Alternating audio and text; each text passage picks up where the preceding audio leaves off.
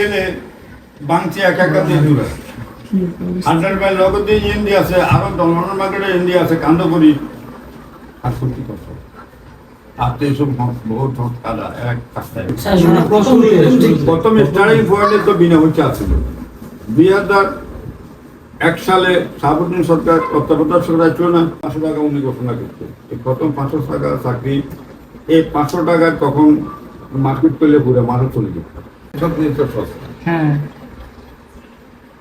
দিন দিন টাকাও বাড়ছে, টাকাটাও নিত্য দামও বেশি। ওই সময় মুদ্রাস্ফীতি কম ছিল। 5 টাকা করে ঘুরে দিল। হ্যাঁ 500 টাকা 70 টাকা করে উঠিস বিয়ার পরে আস্তে আস্তে ধাপে ধাপে 1000-1200 এইভাবে 1200 1100 1500 ধাপে ধাপে বেসরকারি। তো বিভিন্ন সময় আন্দোলনের প্রেক্ষিতে বিভিন্ন সরকার বিভিন্ন প্রতিশ্রুতি দিচ্ছে। 2013 সালে জাতীয়করণ 26,000 স্কুল হাঁটি মানে ইতিহাস করলে তো সারা সাইকেল একটা আছে না, সারা সাইকেল একটা আছে মানুষ দেখা যায় না। 10টা বাজে আমার ক্লাস ছাত্র ফিগার আছে, শিক্ষকতা করছে, জাতীয়করণ হয়েছে 1,50,000 লোক একসাথে সরকারি জাতীয়করণ।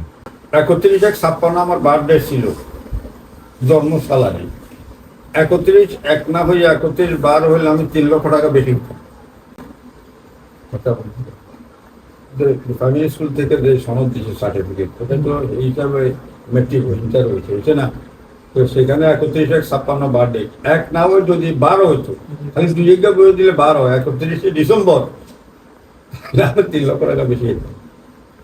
তারপরও ভাগ্যবেলা 15টা আমি ফেস স্কেল পাইছি 15 সালে, এতে আমার বেসিকও পাওয়া গেছে। তখন বেসিক ছিল 13,100 টাকা।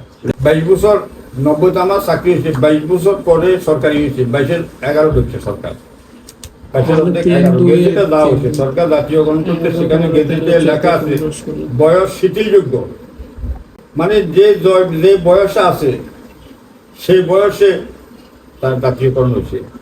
কেউ হয়তো 1 মাসও আসলো, তার বয়স হইলে হয়েছে আর, কিন্তু হাতে তো 59 ওভার 59 পর্যন্ত চাকরি করতে পারবে।